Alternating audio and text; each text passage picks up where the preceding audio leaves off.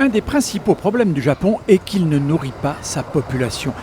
À peine 39% de ce qui est consommé est produit localement.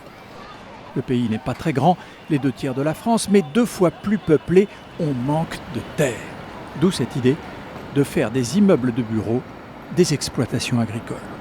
Au cœur de Tokyo, dans le quartier ultra chic de Ginza, la société Pasona, spécialisée dans les ressources humaines, 8000 employés, a transformé son siège social en ferme high-tech expérimentale.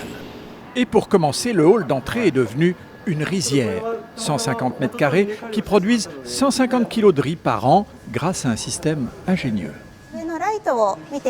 Nous avons 2 systèmes de lumière, des lampes oranges très spéciales qui ressemblent à la lumière du soleil et des lampes blanches. Elles complètent la lumière naturelle dans cet espace artificiel. Les cadres de la maison, en costume-cravate, sont réquisitionnés pour la récolte à l'ancienne. Et les Tokyoïtes viennent jusqu'ici pour montrer à leurs enfants qui ne connaissent que le bitume ce qu'est ce riz dont ils se nourrissent tous les jours. Regardez, toucher la nature, c'est important pour le futur de mon fils.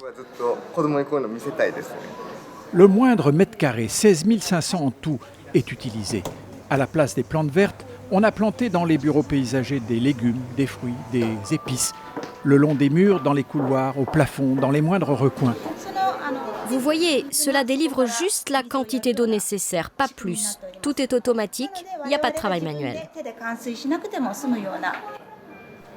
Dans cette ancienne salle d'attente, on a fait pousser de la quinoa, une plante des Andes très rare au Japon. Et ici, des salades. Fierté de la maison, qui poussent en 45 jours sur polystyrène et qui nourrissent le personnel à la cantine. Nous voulons montrer 3 choses.